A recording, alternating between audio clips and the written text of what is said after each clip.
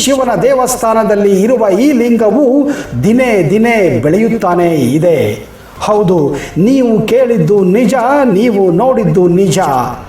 ಇದು ವಿಶ್ವದ ಏಕೈಕ ಜೀವಂತ ಶಿವಲಿಂಗ ಆಗಿದೆ. ಬನ್ನಿ ಸ್ನೇಹಿತರೆ, ಹಾಗಾದರೆ ಇಂತಹ ವಿಚಿತ್ರ ಹಾಗೂ ಆಶ್ಚರ್ಯಕರವಾದಂತಹ ಶಿವಲಿಂಗದ ಬಗ್ಗೆ ಸಂಪೂರ್ಣವಾದ ಮಾಹಿತಿಯನ್ನು ಕೊಡ್ತಾ ಇದ್ದೀನಿ. ಒಂದು ವೇಳೆ ನೀವು ಈ ಚಾನಲನ್ನು ಇನ್ನೂ ಸಬ್ಸ್ಕ್ರೈಬ್ ಮಾಡದೇ ಇದ್ದರೆ ದಯವಿಟ್ಟು ಈಗಲೇ ಸಬ್ಸ್ಕ್ರೈಬ್ ಮಾಡಿ, ಜೊತೆಗೆ ಬೆಲ್ ಐಕನ್ ಕೂಡ ಪ್ರೆಸ್ ಮಾಡಿ.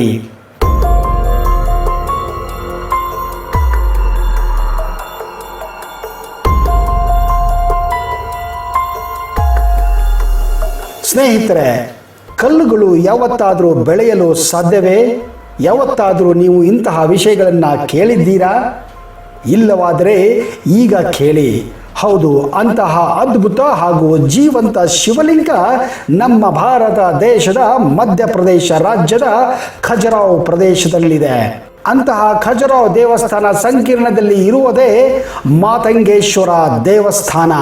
ಈ ಮಾತಂಗೇಶ್ವರ ದೇವಸ್ಥಾನದ ಗರ್ಭಗುಡಿಯಲ್ಲಿ ಇರೋದೇ ಈ ವಿಸ್ಮಯಕಾರಿ ಹಾಗೂ ಜೀವಂತ ಶಿವಲಿಂಗ. ಸ್ನೇಹಿತರೆ, ಇಲ್ಲಿಯವರೆಗೆ ಅಂದರೆ ಈ ವರ್ಷದ ಪ್ರಕಾರ ಈ ಶಿವಲಿಂಗದ ಎತ್ತರ ಸುಮಾರು 9 ಅಡಿಯಾಗಿದೆ. ಸ್ನೇಹಿತರೆ, ಇತಿಹಾಸಕಾರರ ಪ್ರಕಾರ ಹಾಗೂ ಇಲ್ಲಿಯ ಪುರೋಹಿತರ ಪ್ರಕಾರ ಇದು ಭೂಮಿಯ ಮೇಲೆ ಎಷ್ಟು ಎತ್ತರ ಇದೆಯೋ ಅಷ್ಟೇ ಭೂಮಿಯ ಒಳಗೆ ಕೂಡ ಇದು ಸೇರಿಕೊಂಡಿದೆ.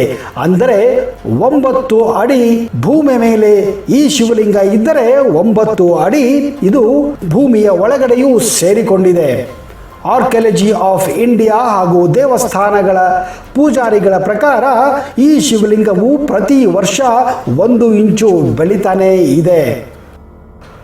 ಪ್ರತಿ ವರ್ಷ ಶಿವರಾತ್ರಿಯ ಹಿಂದಿನ ದಿವಸ ಆರ್ಕಿಯಾಲಜಿ ಆಫ್ ಇಂಡಿಯಾ ಹಾಗೂ ಇಲ್ಲಿಯ ಪೂಜಾರಿಗಳು ಈ ಶಿವಲಿಂಗದ ಅಳತೆಯನ್ನು ಮಾಡಿ ಸಂಬಂಧಪಟ್ಟ ಸರ್ಕಾರಿ ವಿಭಾಗಕ್ಕೆ ತಲುಪಿಸುತ್ತಾರೆ. ಇನ್ನೊಂದು ವಿಸ್ಮಯಕಾರಿ ವಿಚಾರವೇನೆಂದರೆ ಈ ಶಿವಲಿಂಗದ ಆಕಾರ ಭೂಮಿಯ ಮೇಲೆ ಹೇಗಿದೆಯೋ ಹಾಗೆ ಭೂಮಿಯ ಒಳಗಡೆ ಇದೆ ಎಂದರೆ ನೀವು ನಂಬಲೇಬೇಕು. ಸ್ನೇಹಿತರೆ, ಈ ಮಾತಂಗೇಶ್ವರ ದೇವಸ್ಥಾನ ಹಾಗೂ ಈ ಶಿವಲಿಂಗದ ಸಂಪೂರ್ಣವಾದ ಕಥೆಯನ್ನು ಪುರಾಣಗಳಲ್ಲಿ ಹಾಗೂ ಇತಿಹಾಸದಲ್ಲಿಯೂ ಸಹಿತ ಉಲ್ಲೇಖಿಸಲಾಗಿದೆ. ಶಿವನು ತನ್ನ ಹತ್ತಿರ ಇದ್ದಂತಹ ಒಂದು ಅದ್ಭುತ ಮರ್ಕಟ ಮಣಿಯನ್ನು ಪಾಂಡವರಲ್ಲಿ ಒಬ್ಬನಾದಂತಹ ಯುಧಿಷ್ಠಿರ ಅಂದರೆ ಧರ್ಮರಾಯನಿಗೆ ಇದನ್ನು ಕಾಣಿಕೆಯಾಗಿ ಕೊಟ್ಟಿದ್ದನು. ಇಂತಹ ಅಪೂರ್ವವಾದ ಮಣಿಯನ್ನು ಯುಧಿಷ್ಠಿರನು ತಾನು ಸ್ವರ್ಗಕ್ಕೆ ಹೋಗುವಕ್ಕಿಂತ ಮೊದಲು ಮಾತಂಗ ಋಷಿಗೆ ಇದನ್ನು ಸಮರ್ಪಿಸುತ್ತಾನೆ. ಕಾಲ ಕಳೆದಂತೆ ಮಾತಂಗ ಋಷಿಗಳು ಈ ಅಪೂರ್ವವಾದ ಹಾಗೂ ಅದ್ಭುತ ಮಣಿಯನ್ನು ಮಹಾನ್ ರಾಜನಾದಂತಹ ಹರ್ಷವರ್ಮನಿಗೆ ಕೊಟ್ಟು ತಪಸ್ಸಿಗೆ ಕೂಡುತ್ತಾರೆ. ಇಂತಹ ಅಪೂರ್ವವಾದ ಹಾಗೂ ಅಭೂತಪೂರ್ವ ಅಂತಹ ಮಣಿಯನ್ನು ಮುಂದೆ ರಾಜವರ್ಮನನು ಯಾರಿಗೂ ಗೊತ್ತಾಗದಂತೆ ಯಾರಿಗೂ ಕಾಣದಂತೆ ಮುಚ್ಚಿಡಲು ಭೂಮಿಯಲ್ಲಿ ಇದನ್ನು ಹುಗಿದಿಡುತ್ತಾನೆ. ಆದರೆ ಕಾಲ ಕಳೆದಂತೆ ಹರ್ಷವರ್ಮನನು ಒಂದು ಯುದ್ಧದಲ್ಲಿ ತೀರಿಕೊಂಡ ಮೇಲೆ ಈ ವಿಷಯ ಯಾರಿಗೂ ಗೊತ್ತೇ ಇರುವುದಿಲ್ಲ.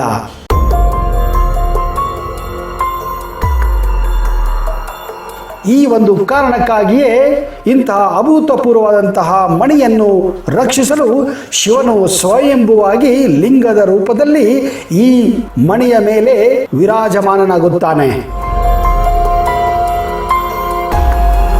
ಈ ಮಣಿಯಲ್ಲಿರುವ ಶಕ್ತಿಯಿಂದಲೇ ಈ ಶಿವಲಿಂಗವು ದಿನೇ ದಿನೇ 2 ದಿಕ್ಕಿನಲ್ಲಿಯೂ ಅಂದರೆ ಆಕಾಶದ ಕಡೆಗೂ ಹಾಗೂ ಪಾತಾಳದ ಕಡೆಗೂ ನಿರಂತರವಾಗಿ ಬೆಳೆಯುತ್ತಾನೆ ಇದೆ.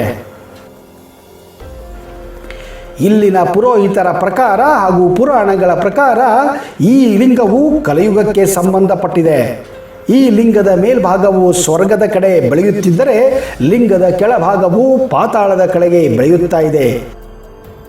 ಯಾವಾಗ ಈ ಲಿಂಗವು ಪಾತಾಳವನ್ನು ತಲುಪುತ್ತದೆಯೋ ಅಂದು ಕಲಿಯುಗದ ಸಮಾಪ್ತಿಯಾಗುತ್ತದೆ ಎಂದು ಇಲ್ಲಿನ ಪುರೋಹಿತರ ಹಾಗೂ ಪುರಾಣಗಳ ನಂಬಿಕೆಯಾಗಿದೆ.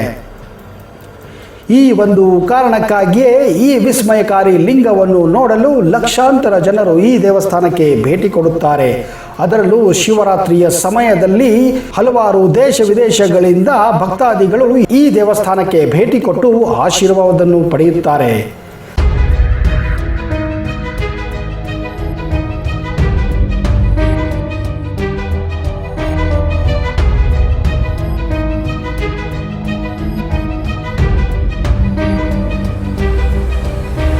ರಾಮೇಶ್ವರಂ ನಿಮಗೆ ಚೆನ್ನಾಗಿ ಗೊತ್ತು. ಇಲ್ಲಿ ಒಟ್ಟು 3 ಶಿವಲಿಂಗಗಳಿದ್ದು ಒಂದೊಂದು ಶಿವಲಿಂಗಕ್ಕೂ ಒಂದೊಂದು ವಿಚ್ಛಿನ್ನ ಕಥೆ ಇದೆ. ಮೊದಲನೇ ಶಿವಲಿಂಗದ ಕಥೆಯ ಪ್ರಕಾರ ರಾಮನು ರಾವಣಾಸುರನ ಸಂಹಾರ ನಂತರ ಹತ್ಯಾ ಪಾಪವನ್ನು ಪರಿಹರಿಸಿಕೊಳ್ಳಲು ಅಲ್ಲಲ್ಲಿ ಶಿವಲಿಂಗಗಳನ್ನು ಪ್ರತಿಷ್ಠೆ ಮಾಡುತ್ತಾ ಈ ಗೋಸ್ಥಾನಿ ನದಿ ತೀರಕ್ಕೆ ಬರುತ್ತಾನೆ. ಆಗ ರಾಮನಿಗೆ ಈ ನದಿಯ ಮಹತ್ವ ತಿಳಿಯುತ್ತದೆ. ಆಗ ಅದು ಮಧ್ಯಾಹ್ನದ ಸಮಯ. ಬೇರೆ ನದಿಗಳು ಈ ನದಿಯಲ್ಲಿ ಸಂಗಮವಾಗುವವರೆಗೆ ಇಲ್ಲಿ ಶಿವಲಿಂಗ ಪ್ರತಿಷ್ಠಾಪನೆ ಮಾಡುವ ಸಂಕಲ್ಪ ಮಾಡುತ್ತಾನೆ. ಆಂಜನೇಯನನ್ನು ಶಿವಲಿಂಗವನ್ನು ತರಲು ಕಾಶಿಗೆ ಕಳಿಸುತ್ತಾನೆ. ಆಂಜನೇಯ ಮುಹೂರ್ತ ಸಮಯಕ್ಕೆ ಬರಲು ಸಾಧ್ಯವಾಗುವುದಿಲ್ಲ. ಆಗ ಮುಹೂರ್ತ ಕಾಲ ಮೀರಬಾರದೆಂದು ರಾಮ ಹಾಗೂ ಸೀತೆ ಇಬ್ಬರು ಸೇರಿ ಗೋಸ್ಥಾನ ನದಿಯ ಮಣ್ಣಿನಿಂದಲೇ ಶಿವಲಿಂಗವನ್ನು ಮಾಡುತ್ತಾರೆ.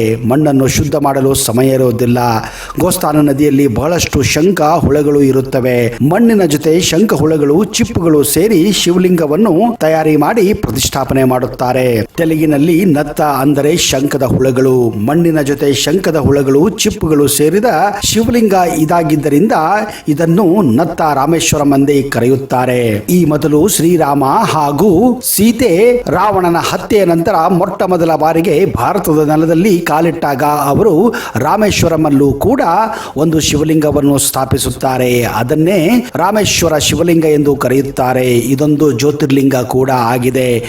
ಹೀಗೆಯೇ ಅವರು ಅಯೋಧ್ಯೆಗೆ ತೆರಳುವ ಸಮಯದಲ್ಲಿ ಈ ಗೋಸ್ಥಾನ ನದಿ ಹತ್ತಿರ ಬಂದಾಗ ಈ ಶಿವಲಿಂಗವನ್ನು ಕೂಡ ಸ್ಥಾಪಿಸುತ್ತಾರೆ. ಮಣ್ಣಿನ ಜೊತೆ ಶಂಖದ ಹುಳಗಳು ಹಾಗೂ ಚಿಪ್ಪುಗಳು ಸೇರಿದ್ರಿಂದ ಇದನ್ನು ನತ್ತ ರಾಮೇಶ್ವರಂ ಎಂದು ಕೂಡ ಕರೆಯುತ್ತಾರೆ.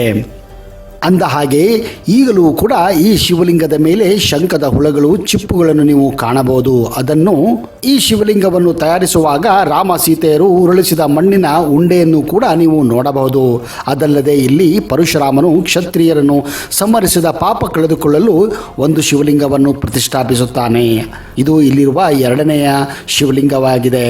ಪರಶುರಾಮನು ಈ ಶಿವಲಿಂಗವನ್ನು ಪ್ರತಿಷ್ಠಾಪನೆ ಮಾಡುವಾಗ ಈ ಸಮಾರಂಭಕ್ಕೆ ದೇವತೆಗಳೇ ಬಂದಿದ್ದರೆಂದು ಪ್ರತೀತಿ ಇದೆ. ಈ ಸಮಾರಂಭಕ್ಕೆ ಕೋಟಿ ಕೋಟಿ ದೇವರುಗಳು ಬಂದಿದ್ದರಿಂದ ಈ ಶಿವಲಿಂಗವನ್ನ ಸಪ್ತಕೋಟೇಶ್ವರ ಎಂದು ಕೂಡ ಕರೆಯುತ್ತಾರೆ. ಅಂದ ಹಾಗೆ ಈ ಶಿವಲಿಂಗದ ವಿಶೇಷ ಏನೆಂದರೆ ಈ ಶಿವಲಿಂಗವು ಪಶ್ಚಿಮ ಮುಖವಾಗಿದೆ. ಪರಶುರಾಮನು ಈ ಶಿವಲಿಂಗದ ಪ್ರತಿಷ್ಠಾಪನೆ ಆದ ನಂತರ ಆಮೇಲೆ ತಕ್ಷಣ ಪರಶುರಾಮನಿಗೆ ತನ್ನೆಲ್ಲ ಕೋಪ ಈ ಶಿವಲಿಂಗಕ್ಕೆ ವರ್ಗಾವಣೆ ಆಗಿರುವ ವಿಷಯ ತಿಳಿದು ಬರುತ್ತದೆ. ಅದು ಈಗ ಅಗ್ನಿಲಿಂಗವಾಗಿರುವುದು ಅವನಿಗೆ ಅರ್ಥವಾಗುತ್ತದೆ. ತಕ್ಷಣ ಪರಶುರಾಮನು ಈ ಶಿವಲಿಂಗಕ್ಕೆ ಸುತ್ತಲೂ ಕೆರೆಯನ್ನು ಕಟ್ಟಿ ಸುತ್ತಲೂ ನೀರನ್ನು ತುಂಬಿಸಿ ಶಿವನನ್ನು ಶಾಂತವಾಗಿ ಇರಿಸಲು ಪ್ರಯತ್ನ ಮಾಡುತ್ತಾನೆ. ಇದೇ ಕಾರಣ ಇಲ್ಲಿ ಯಾವಾಗಲೂ ಈ ಲಿಂಗದ ಸುತ್ತ ನೀರೇ ತುಂಬಿಕೊಂಡಿರುತ್ತದೆ. ಯಾಕಂದರೆ ಆ ಲಿಂಗವು ಅಗ್ನಿಲಿಂಗವಾಗಿ ಪರಿವರ್ತನೆಗೊಂಡಿತ್ತು. ಆದರೆ ಪರಶುರಾಮನಿಗೆ ಶಿವನ ಪೂಜೆ ನಡೆಯುವುದಿಲ್ಲ ಎಂಬ ದೊಡ್ಡ ಚಿಂತೆಯಾಗುತ್ತದೆ.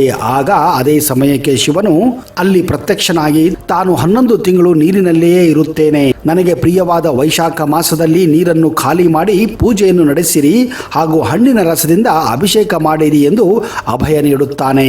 ಅದರಂತೆ ಇದೇ ಕಾರಣ ಈಗಲೂ ವರ್ಷದ 11 ತಿಂಗಳು ನೀರಿನಲ್ಲಿಯೇ ಇರುವ ಶಿವಲಿಂಗಕ್ಕೆ ವೈಶಾಖ ಮಾಸದಲ್ಲಿ ಮಾತ್ರ ಪೂಜೆ ಅಭಿಷೇಕ ನಡೆಯುತ್ತದೆ. ಆಗ ಜನರು ತಂಡೋಪತಂಡವಾಗಿ ಬಂದು ಶಿವನ ದರ್ಶನವನ್ನು ಪಡೆಯುತ್ತಾರೆ. ಹನುಮನು ಮುಹೂರ್ತದ ಸಮಯಕ್ಕೆ ಕಾಶಿಯಿಂದ ಬರಲು ಸಾಧ್ಯವಾಗದೆ ತಡವಾಗಿ ತಂದ ಶಿವಲಿಂಗವನ್ನು ಲಕ್ಷ್ಮಣನು ಗೋಸ್ಥಾನ ನದಿ ತೀರದಲ್ಲಿ ಪ್ರತಿಷ್ಠಾಪಿಸುತ್ತಾನೆ.